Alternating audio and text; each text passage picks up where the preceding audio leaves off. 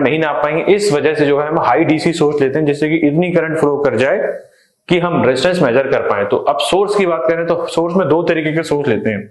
अगर हम बात करें या तो डीसी जनरेटर लेंगे या क्या लेंगे, हम बैटरी लेंगे। अब मॉडर्न जमाने की बात करें तो हम जो हमारे पास है डीसी टू डीसी जो है डीसी टू डीसी वेरिएबल मिलने का हमारे पास साधन है, दैट इज कॉल्ड चॉपर। तो वो भी हम इसको यूज कर सकते हैं। तो जो सोर्स है वो तीन तरीके से यूज कर सकता हूं मैं यहाँ पे, देखिएगा। डीसी जनरेटर, डीसी जनरेटर दिख रहा है ना सबको।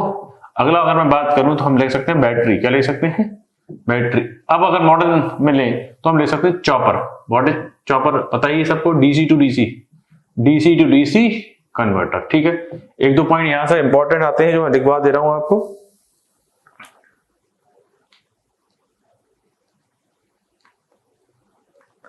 वेट, मैं आपको कुछ इंपॉर्टेंट पॉइंट यहां से लिखवा रहा हूं।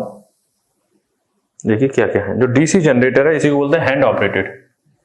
क्या बोलते हैं इसको, हैंड ऑपरेटेड होता है ये, हैंड ऑपरेटेड होता है।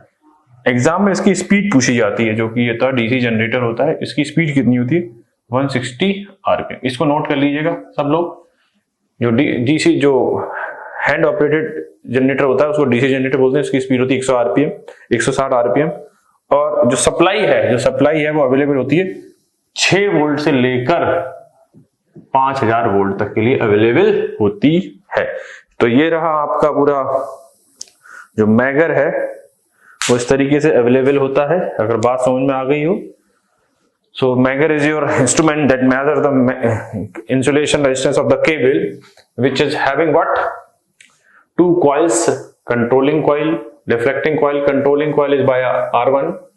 So controlling torque is proportional to R1. Then your deflecting torque is via what? R2 and Rx. So your deflecting torque is proportional to these two resistance when you at steady state or balance condition both torque are equal as we studied.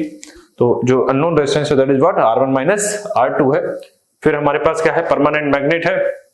अगर ये week होगी तो आपका deflecting torque कम होगा और ये complete करेगा। Pointer जो स्केल है हमारा वो जो है ओपन और शॉर्ट कंडीशन में है। ओपन अगर लेफ्ट साइड के साथ हमारा पॉइंटर भाग रहा है तो उसका मतलब केबल कहीं ना कहीं कटा हुआ है ओपन कंडीशन में, क्योंकि करंट नहीं होगी समय।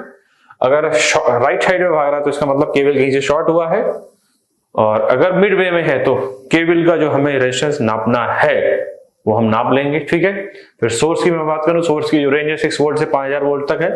तीन तरीके के सोर्स आप यूज कर सकते हैं, डीसी जनरेटर, बैटरी और chopper. DC to DC converter और हाई वोल्टेज चाहिए होता है तो, क्योंकि जो डीसी वोल्टेज है वो मैक्सिमम से मैक्सिमम जो है 500 वोल्ट या 1000 वोल्ट तक आते हैं।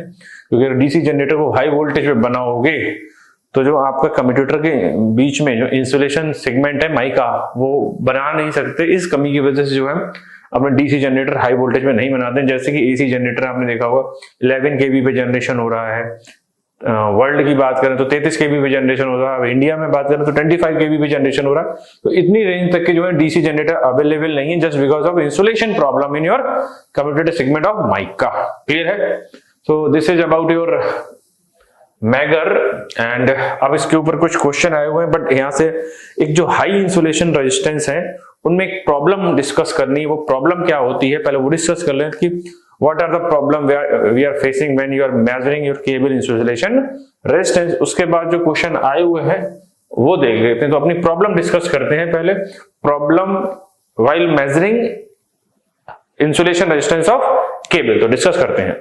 सो स्टार्ट करते हैं अपना next point, problem in measuring, problem while measuring high resistance. Okay, problem during measurement of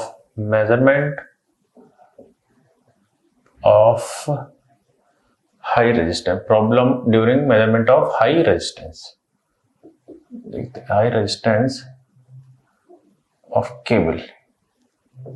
ठीक है, देखते हैं क्या है ना। तो पहले मैं एक डायग्राम बना रहा हूं, उस डायग्राम के बाद आपको क्लियर करूंगा कि क्या चीज है ये, ठीक है। So let's make first diagram and like that. ये रहा हमारा diagram.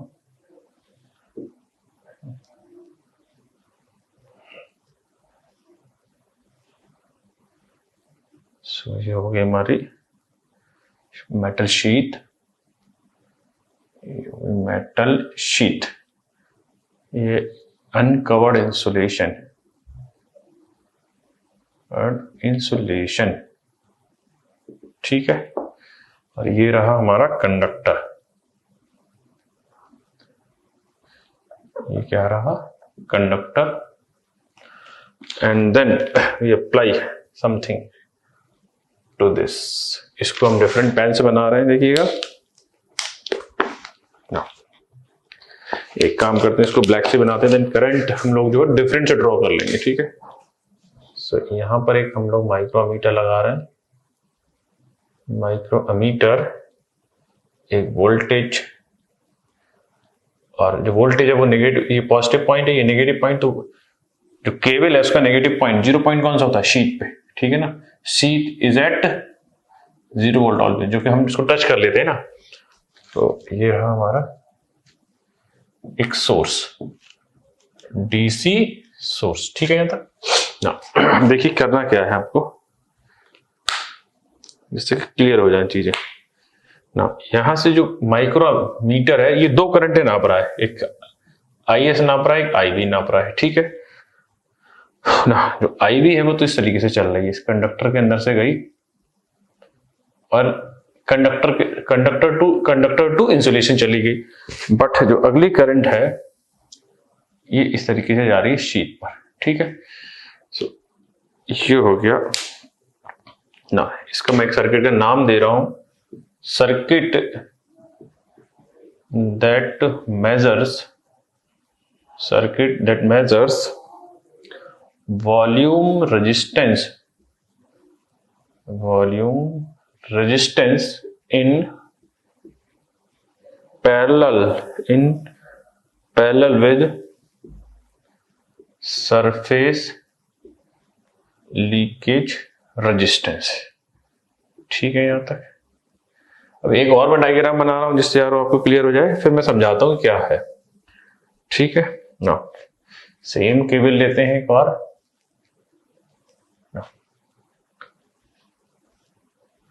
Then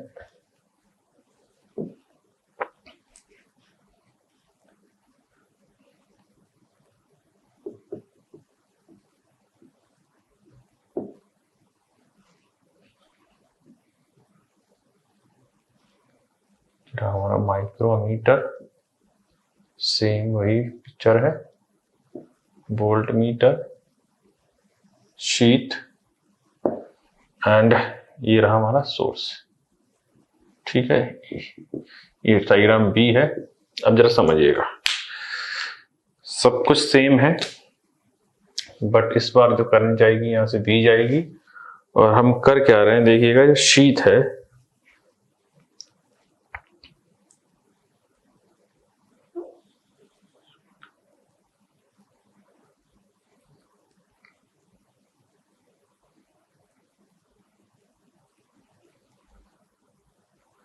now this current is going to this way, and this is your IV, so this is your IS, ठीक है यहां तक ना। So use of guard wire or ring, measure only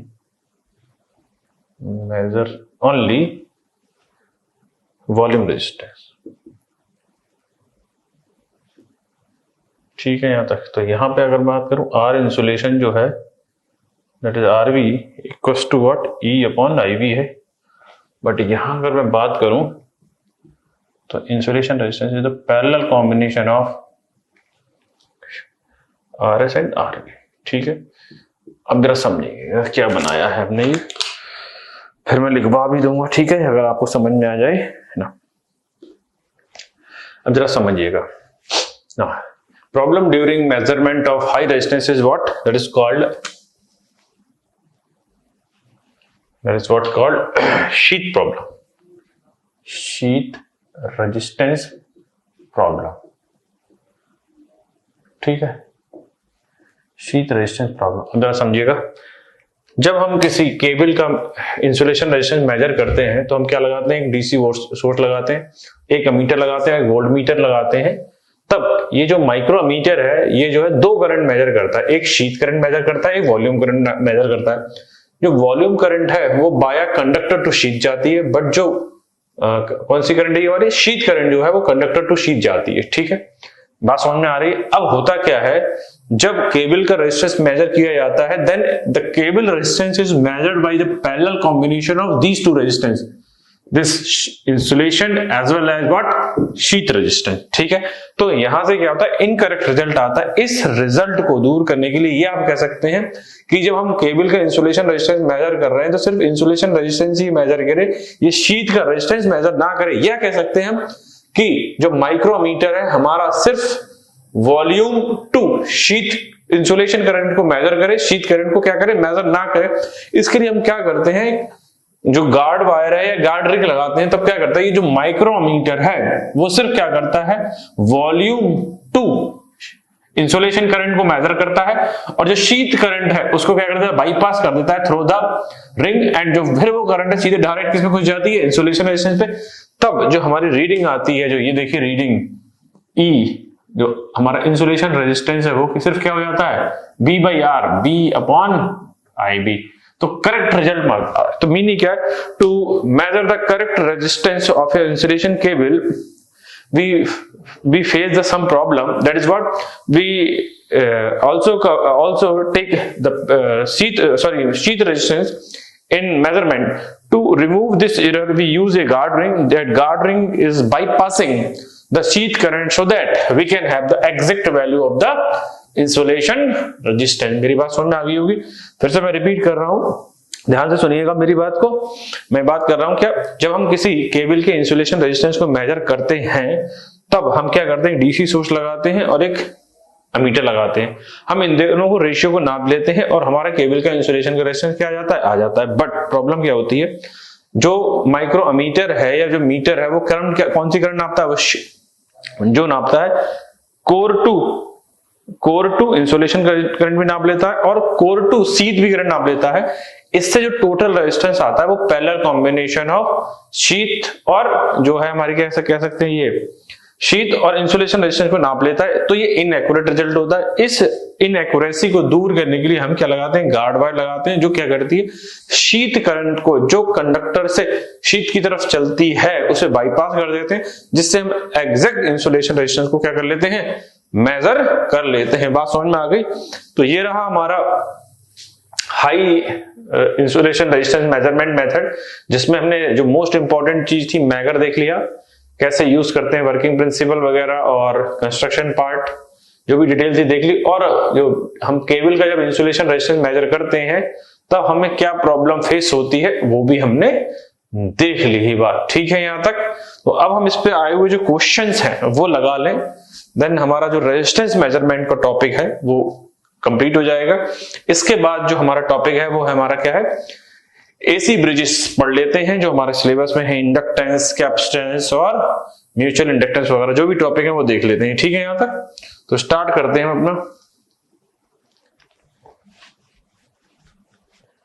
numerical start कर देते हैं, जो भी क्वेश्चन आए हुए हैं।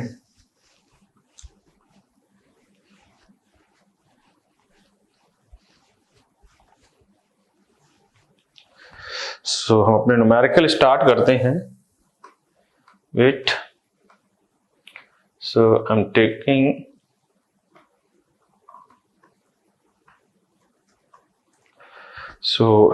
let's start the numericals on the insulation resistance. Okay, so हमारा पहला देखिए क्वेश्चन है,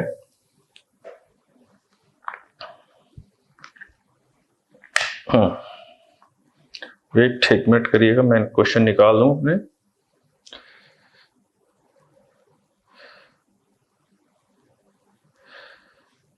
देखिए पहला क्वेश्चन जो है,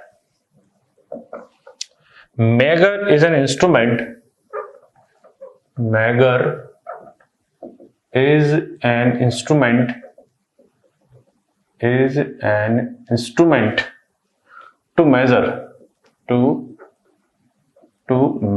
पहला ऑप्शन है पहला ऑप्शन है a very low resistance, a very low resistance, ठीक है। अगला ऑप्शन जो है हमारा है इंसुलेशन रेजिस्टेंस, इंसुलेशन रेजिस्टेंस। अगले ऑप्शन की बात करें तो हमारा अगला ऑप्शन जो है C quality factor, quality factor of a coil, और डी ऑप्शन है inductance of a coil, inductance of a coil, ठीक है। सो जो हमारा मैगर है दैट इज ए डिवाइस, और इस मैगर का दूसरा नाम भी हुआ mega ohm meter. So megger is a device which is used to measure the insulation resistance of cable और अदर इक्विपमेंट, ठीक है। तो इसका कौन सा ऑप्शन सही होगा? बी सही होगा, ये तो पता ही होगा, ठीक है। नेक्स्ट क्वेश्चन की तरफ बढ़ते हैं।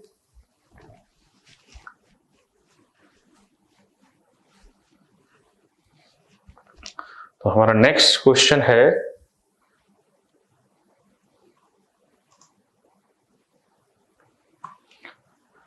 हमारा नेक्स्ट जो क्वेश्चन है which instrument has, sorry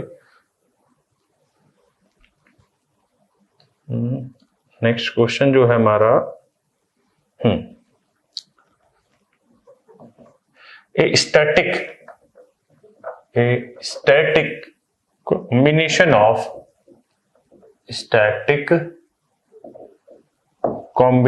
of control coil and compensating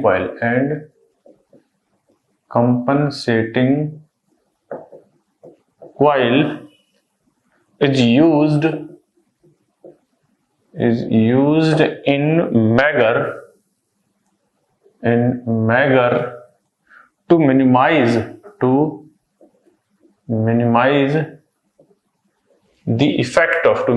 the effect of पहला ऑप्शन है स्ट्रे कैपेसिटेंस, ठीक है। अगला है सरफेस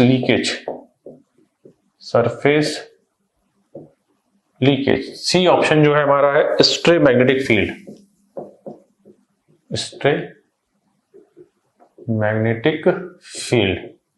और लास्ट ऑप्शन है ageing of the magnet, proper word लिखते हैं इसको, एजिंग ऑफ द मैग्नेट, ठीक है। अब जरा समझिएगा, जिस तरीके से अगर हमने आपको देखा हो जो परमानेंट मूविंग कॉइल इंस्ट्रूमेंट है उसकी ऑपरेटिंग मैग्नेटिक फील्ड तो बहुत स्ट्रांग होती है, तब उसको जो स्ट्रे मैग्नेटिक फील्ड है जिनको एक्सटर्नल मैग्नेटिक फील्ड भी कहते हैं वो उसकी रीडिंग को अफेक्ट नहीं करती, तो वहां शील्डिंग की जरूरत नहीं पड़ती थी। बट अगर आप देखें मूविंग आयरन है और हमारा इलेक्ट्रोडायनामोमीटर टाइप इंस्ट्रूमेंट है, जो यहाँ पर जो कॉइल थी या इनकी ऑपरेटिंग मैग्नेटिक फील्ड थी वीक थी, तो कोई स्ट्रे मैग्नेटिक फील्ड अगर इनके बराबर से गुजरेगी तो वो इनकी रीडिंग को क्या कर देगी? अफेक्ट कर देगी। तो यहाँ हम क्या करते थे?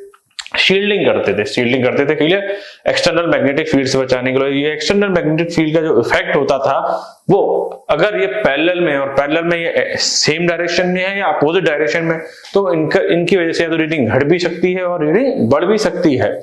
तो जो डिफ्लेक्टिंग टाइप इंस्ट्रूमेंट है उनमें तो ये करते हैं, क्लियर है।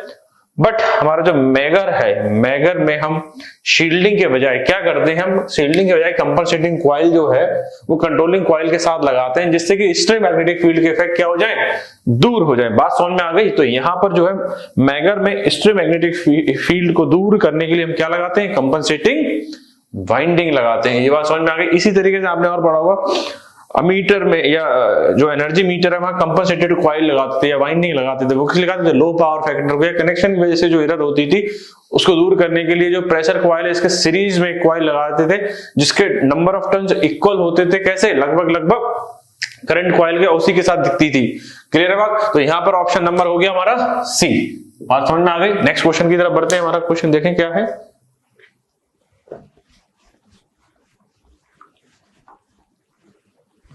नेक्स्ट क्वेश्चन की तरफ बढ़ते हैं ना। हमारा नेक्स्ट क्वेश्चन है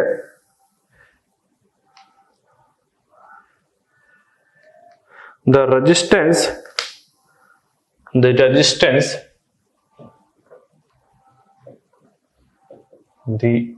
resistance of insulations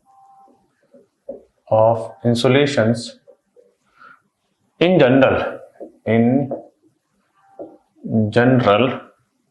with temperature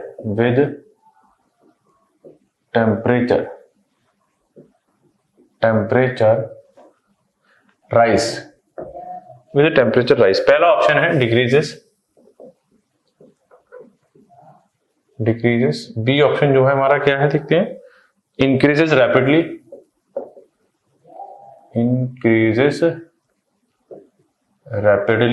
C option जो है इंक्रीजेस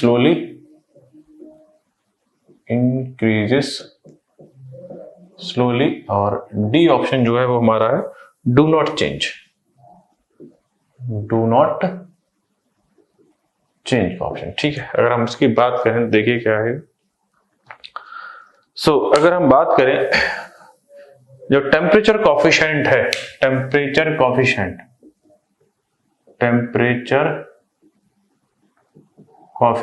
जो है अल्फा, इसको अगर देखें तो आपको याद होगा कंडक्टर का अल्फा होता है पॉजिटिव और सेमीकंडक्टर का, और जो इंसुलेटर है उनका जो अल्फा होता है वो होता है नेगेटिव, और हमारे जो स्पेशल मटेरियल है, स्पेशल अलाय, उनका जो होता था अल्फा जो होता है बहुत ही कम होता है, अप्रोक्सीमेटली इक्वल टू 0। ठीक है, हमसे पूछा है इंसुलेटर, क्या पूछा है इंसुलेटर। अब अगर बात करें as temperature increases resistance decreases, तो जो इंसुलेटर और सेमीकंडक्टर में टेम्परेचर बढ़ने के साथ रेजिस्टेंस क्या होते हैं, घटते हैं, बट कंडक्टर में जो कंडक्टर है उनमें टेम्परेचर बढ़ने के साथ रेजिस्टेंस क्या होते हैं, बढ़ते हैं। तो अगर आपने देखा हो बेसिक्स में, तो हमारा जो रेजिस्टेंस वर्सेस टेम्परेचर ग्राफ होता तो यहाँ ये आता था, और इन दोनों की बात करें तो लगभग ऐसा गिरता हुआ आता था।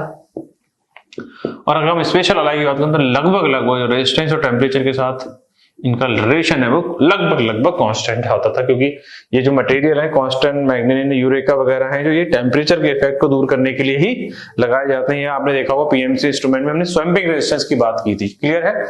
तो ये चीजें हैं। तो अपने क्वेश्चन को देख लेते हैं, resistance of the insulations in general with temperature rise क्या होगा भाई, डिक्रीजेस होगा। ठीक है, यहां तक बात। नेक्स्ट क्वेश्चन की तरफ बढ़ते हैं, देखिए क्या है हमारा next question.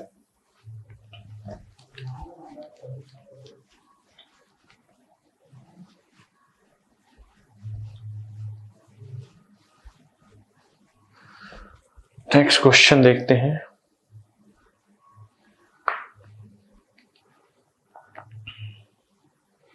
The speed of the Mager is kept at the speed of the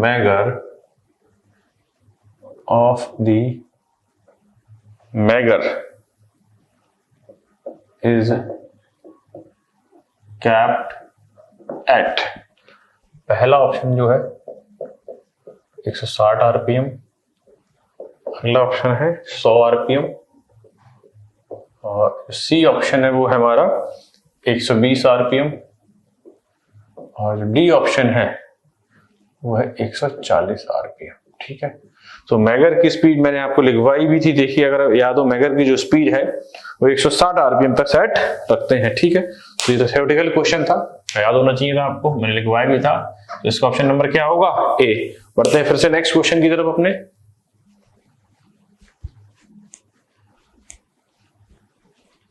देखते हैं और क्या क्वेश्चन हो सकते हैं हमारे।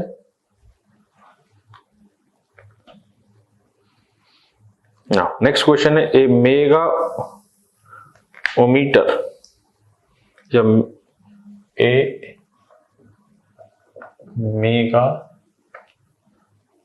ओमीटर reading of zero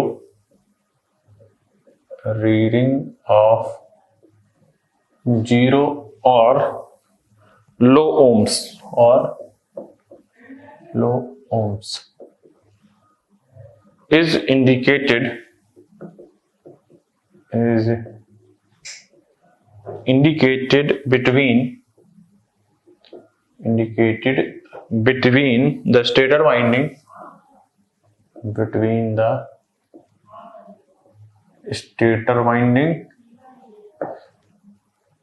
and the motor frame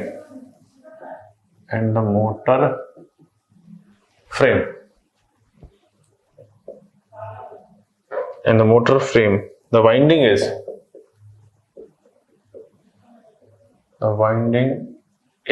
ठीक है। ऑप्शन देख लेते हैं क्या है, ओपन है। फिर अगला ऑप्शन जो है सीरीज कनेक्टेड है। अगला क्वेश्चन है हमारा सी, देखते हैं क्या है। सॉरी, ऑप्शन है ग्राउंडेड है। और नेक्स्ट देखते हैं डी क्रॉस कनेक्टेड।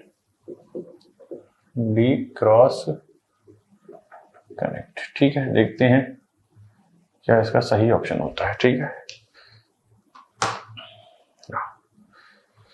सो अगर हम इस क्वेश्चन की बात करें तो अगर आपने जब हमने मैं अगर देखा था तो उसके रेजिस्टेंस की वैल्यू देखी थी, ये यहाँ इनफाइनाइट होता था, यहाँ 0 होता था। इनफाइनाइट का मैंने मतलब क्या बताया था, ओपन सर्किट। क्या बताया था, ओपन सर्किट। ठीक है, और 0 का क्या मतलब बताया था, शॉर्ट सर्किट। ठीक है, अब इसका मतलब समझिए, अगर आपके पॉइंटर जो है इधर भाग रहा है तो ये हाई वैल्यू दिखा रहा है। कितना वैल्यू दिखा रहा है, हाई वैल्यू। और पॉइंटर इधर भाग रहा है तो ये कौन सी वैल्यू दिखा रहा है, लो वैल्यू। ठीक है, यहां तक। तो अब चेक कर लीजिए, in a mega ohmmeter reading of 0 or low is indicated with the stator winding and the motor frame, then winding is open तो होगी नहीं, 0 की तरफ भाग रहा है, सीरीज कनेक्टेड भी नहीं होगी, पैरेलल क्रॉस कनेक्टेड का पता नहीं क्या मतलब होता है, ग्राउंडेड। अब ग्राउंडेड का मतलब जो भी अगर कोई वायर है ग्राउंडेड हो जाएगा तो उसका वोल्टेज 0 हो जाएगा। वोल्टेज 0 का मतलब शॉर्ट, और रेजिस्टेंस शॉर्ट में ही तो 0 होता है ना, तो क्या हो जाएगा ये आंसर, ग्राउंडेड का। तो बढ़ते हैं आगे अपने नेक्स्ट क्वेश्चन की तरफ। देखिए क्या है,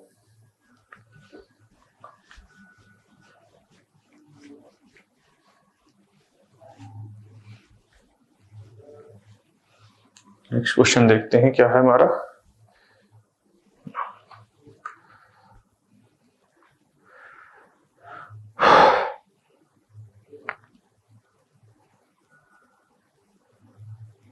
ये हो गया, और एक तो क्वेश्चन देख लेते हैं ना। नेक्स्ट क्वेश्चन है, with the decrease in the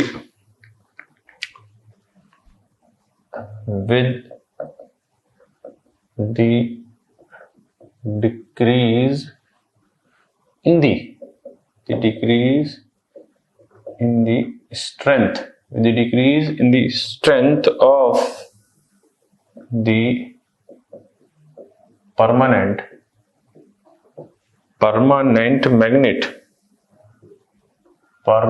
magnet in an insulation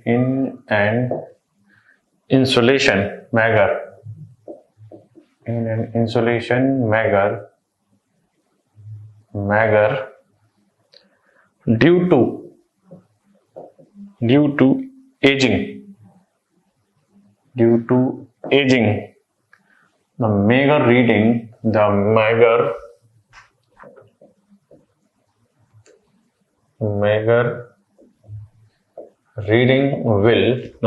reading will पहला ऑप्शन जो है हमारा है be lower than actual value,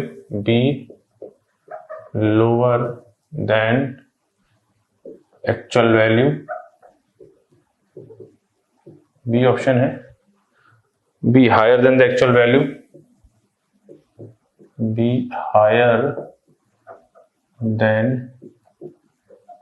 actual value, C option की बात करें तो हमारा क्या होगा, remain unaffected। और नेक्स्ट ऑप्शन है remain unaffected, डी है fluctuate rapidly।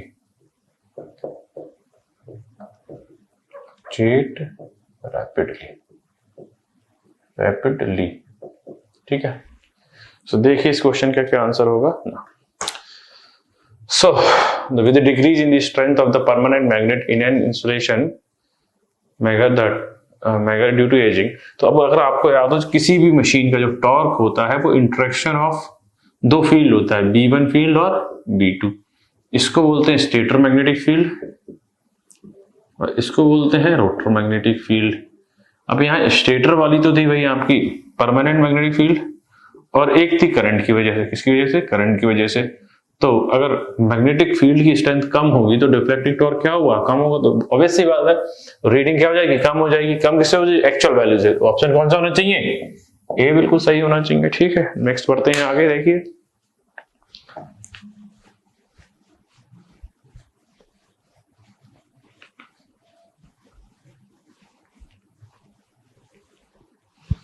नेक्स्ट क्वेश्चन देखते हैं।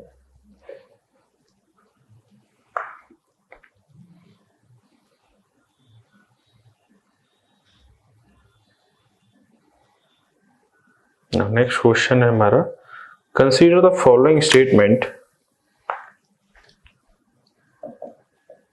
Consider the following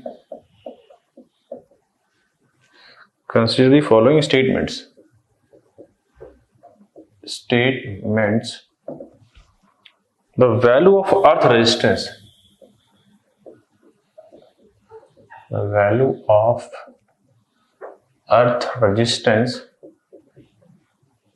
the value of earth resistance depends upon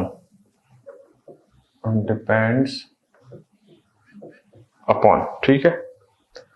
पहला स्टेटमेंट जो है हमारा है shape of electrode,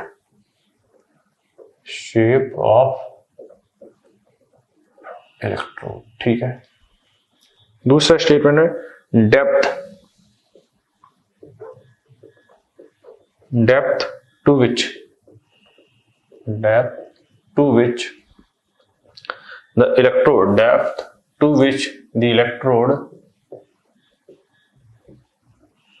electrode is driving into earth, ठीक है। अगला है हमारा थर्ड स्टेटमेंट है specific resistance of the soil,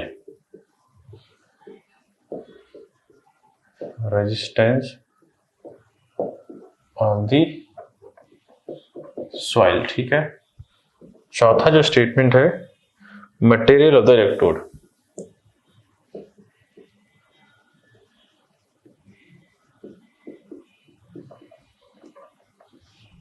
which of the following statements are correct? Which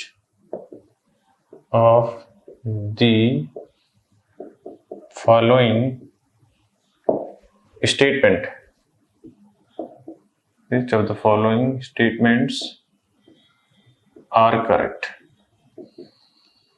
ठीक है, ऑप्शन देख लीजिए। पहला ऑप्शन है first, second, third and fourth. B option है सेकंड, थर्ड